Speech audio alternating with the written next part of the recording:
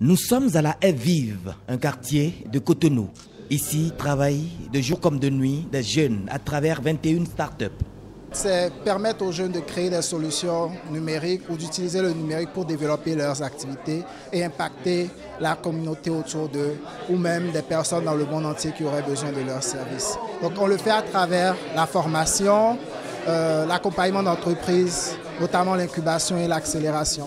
En fait, ce qu'on attend déjà, c'est une meilleure collaboration peut-être entre les deux pays pour permettre à des jeunes qui sont ici de voir ce qui se fait ailleurs, d'apprendre des expériences d'entrepreneurs plus avancées dans un pays comme l'Estonie. On a des startups qu'on accompagne ici qui ont des clients dans plus de 100 pays dans le monde entier. Donc il y a quand même des choses que le Bénin a à offrir et qu'on aimerait montrer à nos visiteurs. Leur attente d'accueillir la présidente de l'Estonie a été comblée. Kersti Kaljulaid, accompagnée des ministres des Affaires étrangères et de la coopération, de l'économie numérique et de la communication, a visité ce centre et Trilabs. La délégation s'est enquise du génie de ces jeunes installés dans les stations Sewelan, Chaperol, Rapierco et puis ici, Bidofi. On a présenté Bidofi, qui n'est rien d'autre qu'en fait une application de cartographie de données en vue de permettre à des personnes qui ont des informations spatiales à organiser, de pouvoir le faire le plus simplement et le plus facilement possible. Toute la jeunesse est engagée à faire booster les entreprises pour dépasser les objectifs de croissance. J'ai vu exactement la même chose que j'ai vu en Estonie. Il y a 15 ans, 10 ans et aussi maintenant.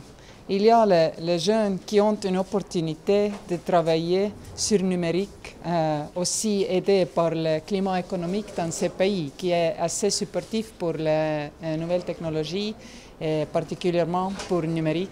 J'ai vu beaucoup de filles qui ont une confiance et c'est très important à voir pour moi que nos amis ici, dans le secteur public, dans le gouvernement, donnent l'espérance dans ces pays économiquement, socialement. Et j'espère que nos entreprises peuvent aussi travailler avec votre entreprise. Comme on a parlé avec Madame la ministre, nos pays devraient développer les entreprises locales qui font des choses tailor-made pour notre société, pour notre économie. Parce que si on est lié seulement avec GAFA, on n'aura jamais les services qui ont exactement pour moi, développés pour moi, pour nous. Et c'est si important que vous avez compris ça et que là j'ai vu qu'il y a beaucoup de développement qui peut peut-être un jour être une unicorne même. C'est une grande chose d'avoir une unicorne. Je sais qu'il n'y a pas encore au Bénin.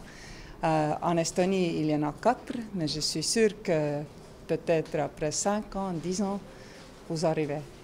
Le gouvernement du Bénin se réjouit de cette remarque du numéro 1 d'un pays de l'Europe du Nord, très avancé en technologie. Nous attendons beaucoup de ce partenariat parce que, comme vous l'avez vu, la présidente estonienne a tenu à voir les startups à l'œuvre.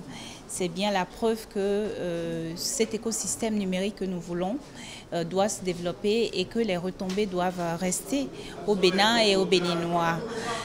Et ce qu'elle a vu là assez conforté dans le fait que nous sommes, comme l'Estonie, en train d'arriver à cette économie numérique que nous recherchons. Et aujourd'hui, donc, les entreprises estoniennes qui sont intéressées par le Bénin pour venir apporter leurs expertises veulent également se mettre en collaboration avec ces startups que nous avons vues et nous nous assurons que cela se fasse. C'est une chance à saisir pour le Bénin afin de changer les paradigmes de développement et booster la croissance.